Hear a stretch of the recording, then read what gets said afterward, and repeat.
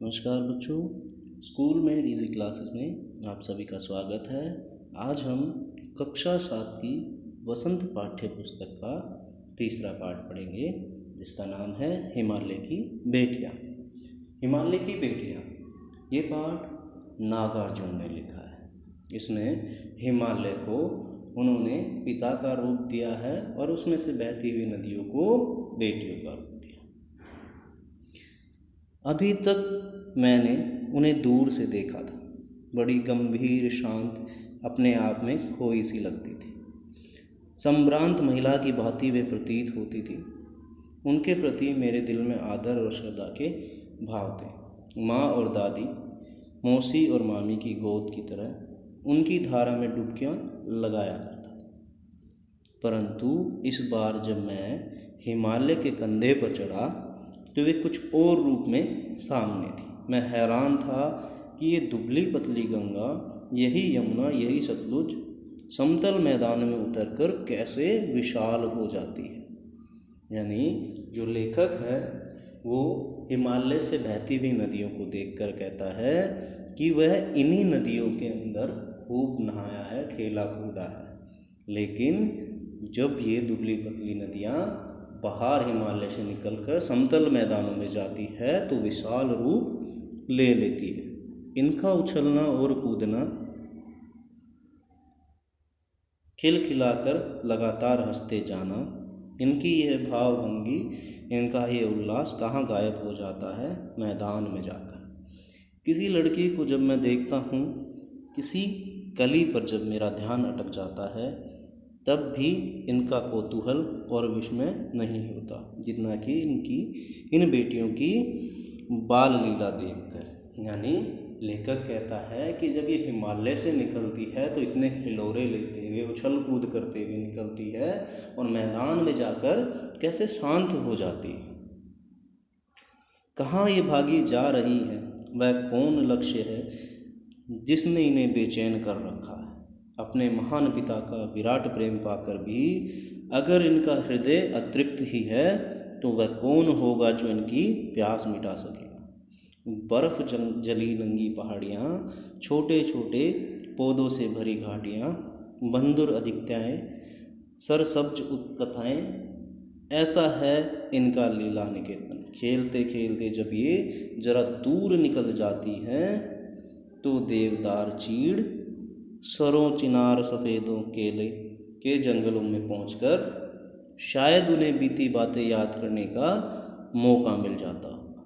कौन जाने बूढ़ा हिमालय अपनी नटखट बेटियों के लिए कितना सिर धुनता होगा। बड़ी बड़ी चोटियों से जाकर पूछिए तो उत्तर में विराट मौन के सिवाय उनके पास और रखा ही क्या है। यानी जो लेखक है वह बता रहा है कि जो ये नदियां हैं हिमालय से निकलकर अनेक प्रकार के जंगलों से होती हुई जाती है और उनको देखते हुए हिमालय, जिसे कि इनका पिता बताया गया, वो क्या सोचता होगा, उसके मन में क्या चल रहा होता। सिंधु और ब्रह्मपुत्र ये दो ऐसे नाम हैं जिनके सुनते ही रावी, सतलुज, व्यास, चनाब, झेलम, काबुल, कपिसा, गंगा, यमुना, सरयू, गंडक, कोसी आदि हिमालय की छोटी बड़ी सभी बेटियों की आंखों के सामने नाचने लगती। यानी जो सिंधु नदी है, ब्रह्मपुत्र नदी है, ये दो ऐसे नाम हैं जिनके नाम सुनकर बाकी सभी नदियाँ बेटियों के सामने, उनकी आंखों के सामने नाचने लगती है। वास्तव में सिंधु और ब्रह्मपुत्र स्वयं कुछ नहीं, दयालु हिमालय के पिघले हुए दिल की एक एक बूंद न जाने कब से इकट्ठा होकर इन दो महानदों के रूप में समुद्र की ओर प्रवाहित हो रही। कितना सौभाग्यशाली है वह समुद्र जिसे पर्वत राज हिमालय की इन दोनों बेटियों का हाथ पकड़ने का श्रेय मिला है। यानी लेखक ने क्या किया है? मानवीयकरण कर दिया है हिमालय का, नदियों का और समुद्र का।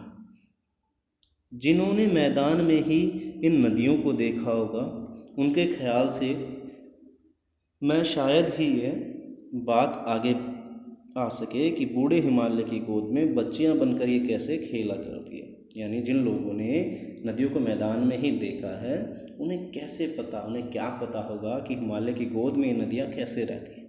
माँ बाप की गोद में नंग तड़ंग होकर खेलने वाली इन बालिकाओं का रूप पहाड़ी आदमियों के लिए आकर्षक भले न हो, लेकिन मुझे तो ऐसा लुभावना प्रतीत हुआ वह कि हिमालय को ससुर और समुद्र को उनका दामाद कहने में भी कोई झिझक नहीं लगी।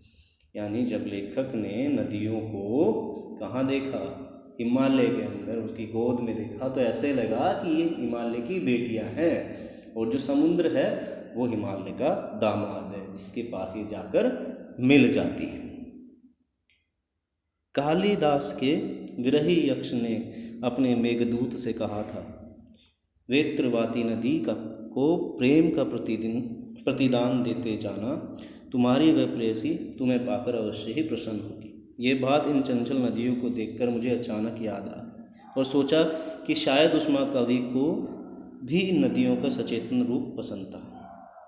दरअसल जो भी कोई नदियों को पहाड़, घाटियों और समतल आंगनों के मैदानों में जुदा जुदा शक्लों में देखेगा वह इसी नतीजे पे पहुँचेगा।